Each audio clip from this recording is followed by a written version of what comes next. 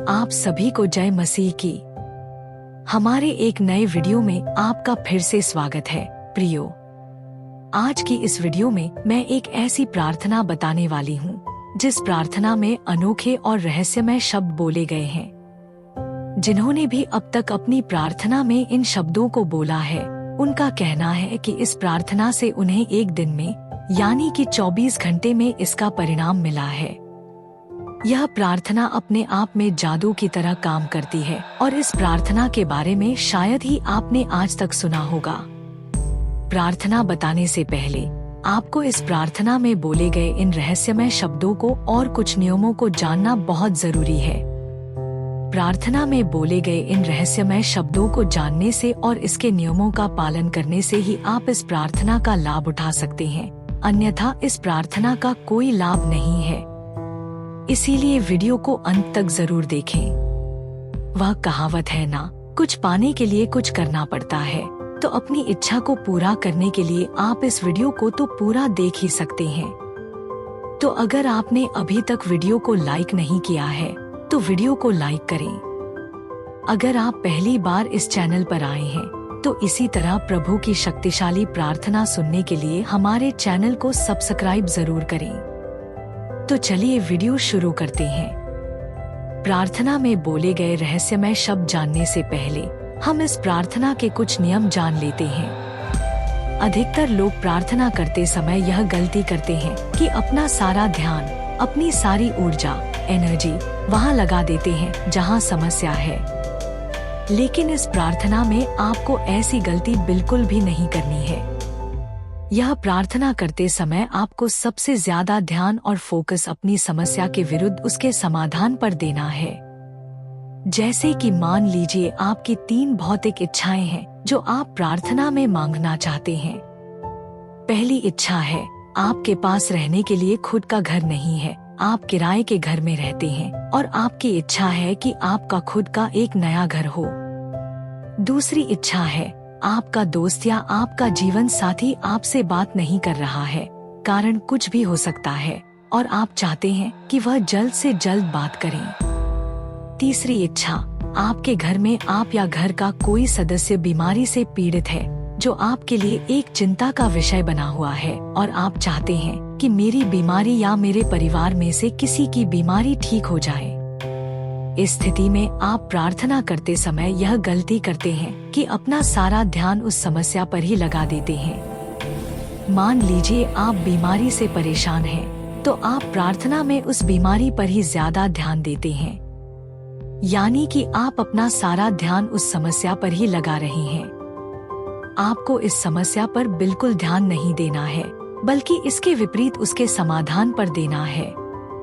इसी प्रकार आपकी भौतिक इच्छा में भी है, मतलब पैसा, नौकरी, जॉब, कार, घर, इनमें से अगर आप कुछ भी पाना चाहते हैं तो आपको अपना ध्यान उसकी कमी पर नहीं, बल्कि इस बात पर रखना है कि वह चीज सबको आसानी से मिल जाती है और उस चीज को पाने के लिए ज्यादा मेहनत लगाने की जरूरत नहीं होती। यह प्रार्थना करते समय आपको इस नियम का पालन करना है कि आपको अपना ध्यान उस समस्या पर बिल्कुल नहीं देना है, बल्कि उस समस्या के विपरीत उसके समाधान पर देना है।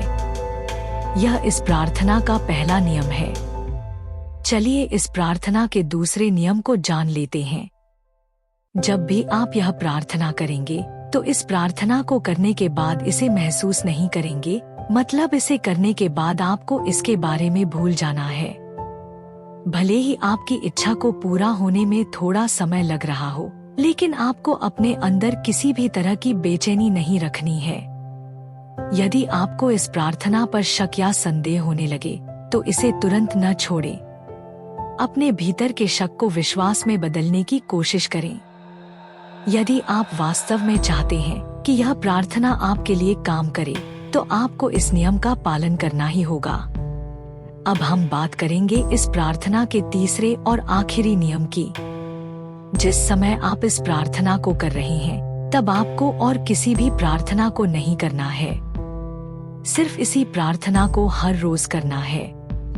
और सबसे महत्वपूर्ण है, इस प्रार्थना को आपको हर रोज नियम के साथ ही करना है। अगर आप इस प्रार्थना को हर रोज नियम के साथ नहीं करते तो आपको परिणाम मिलने में बहुत ज्यादा समय लग सकता है।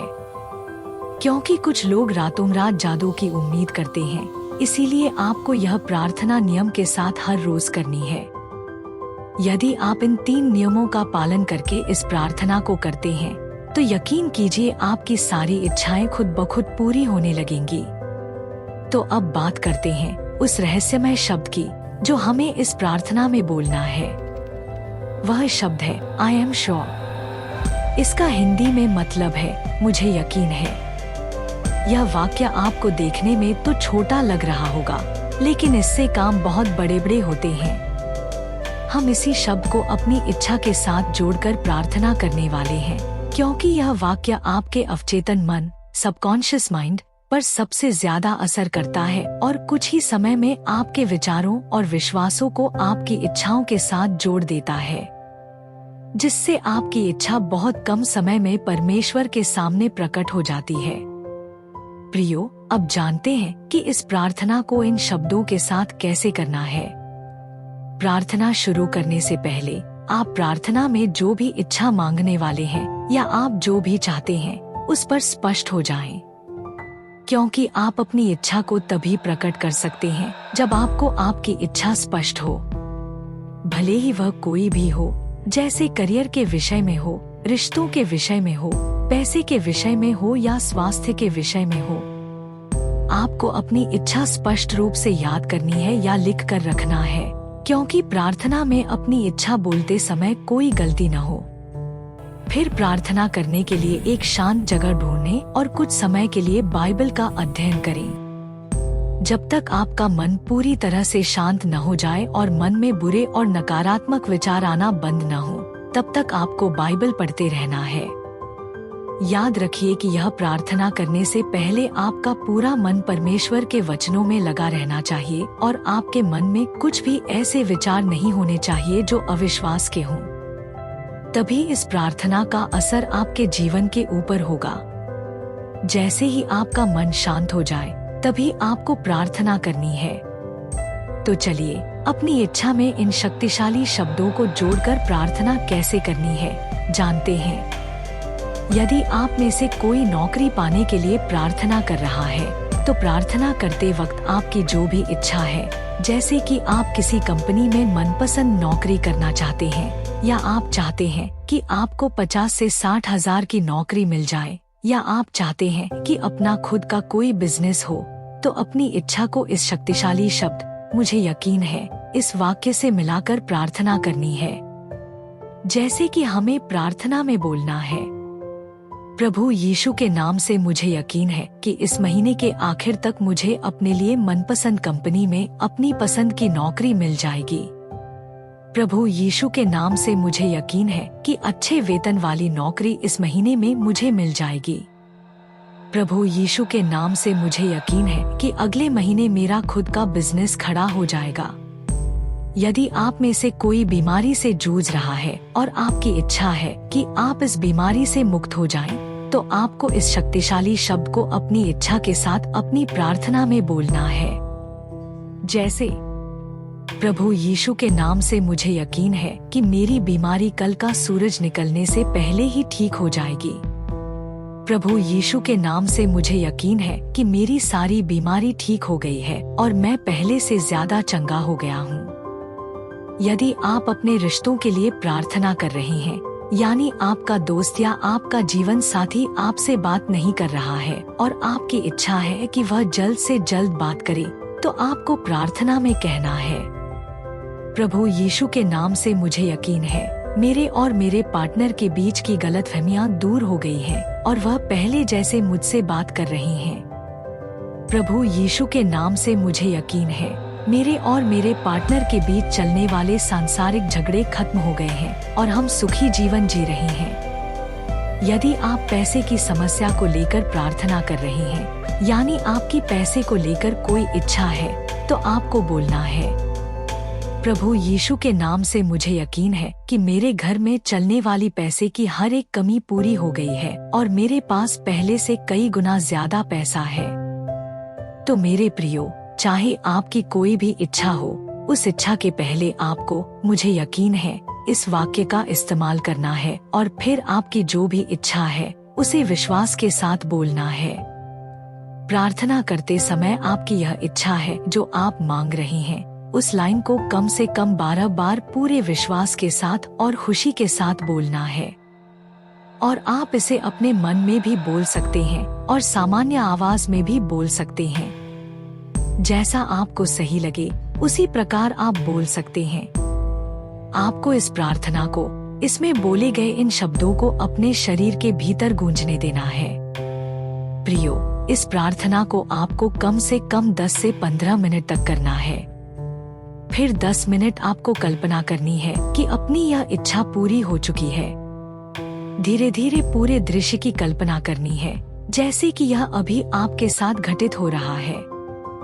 फिर 10 मिनट होने के बाद आपको इस प्रार्थना के बारे में, अपनी उस इच्छा के बारे में भूल जाना है।